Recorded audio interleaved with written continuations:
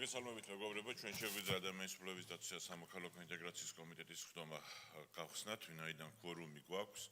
დღეს გვაქვს მხოლოდ ერთი საკითხი, რომელიც უნდა განვიხილოთ, ეს არის ცვლილებები საქართველოს საბიუჯეტო კოდექსში, რომელიც დაინიცირებულია პარლამენტის წევრების არჩილ გორდულაძის და სხვების მიერ. პირველ რიგში მინდა გთხოვოთ, რომ დავამტკიცოთ დღის წესრიგი.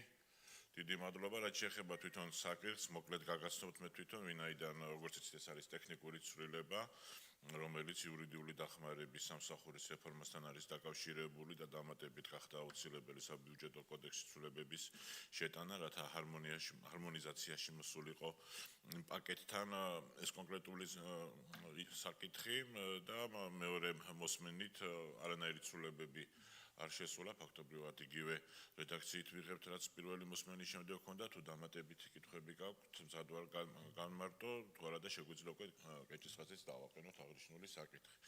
მოკლედ მაშინ უყრით კენჭს მეორე მოსმენით საქართველოს საბიუჯეტო კოდექსში ცვლილებების შეტანის საკითხს, ვინ არის მომხრე, ერთხმად არის ხარდაჭერილი.